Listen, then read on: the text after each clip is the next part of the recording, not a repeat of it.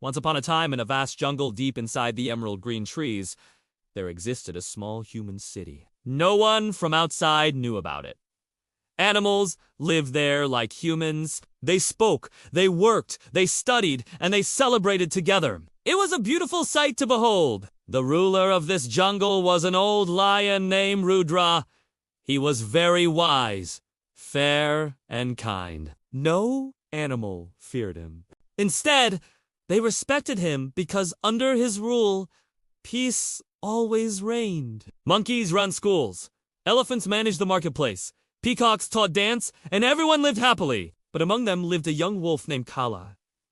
He did not feel like working or playing like other animals. His heart was not filled with gratitude, but with ambition. He looked at the lion and seethed with envy. Why should a lion always be king? We all are equal here. Just like humans, it should be me, he thought. So he started to make plans to take over the kingdom. He went around the jungle, gathering followers, sly foxes, restless monkeys, and a few wild dogs. He whispered sweet nothings in their ears, telling them Rudra's time is over. He is just an old lion resting on his laurels. Under my rule, you will get freedom and real power. Some animals fell for his sweet words. Others refused, saying, "Why bite the hand that feeds you? Rudra has never harmed us. Why should we betray him?"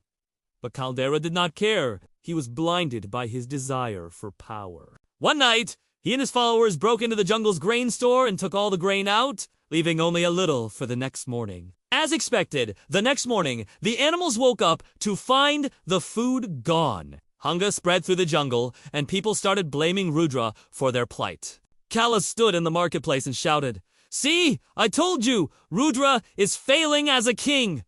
He can't even protect our food. If I were king, no one would go hungry." The animals were getting angry.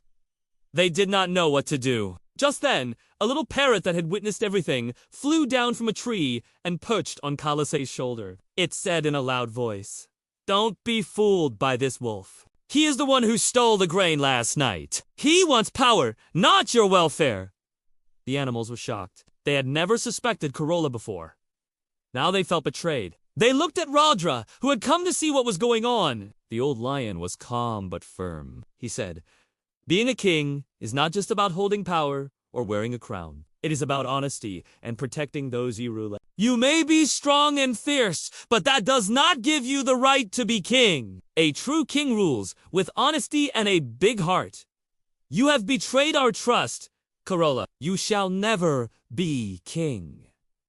The animals now understood what a true leader meant. They all roared and ganged up on Corolla, forcing him to leave the jungle. Rudra was very sad to see how his own subjects had turned against him, but he was too old and tired to fight or argue. So, he decided to let things be. He announced that he would step down as the king of the jungle and that the crown would pass on to the most deserving animal.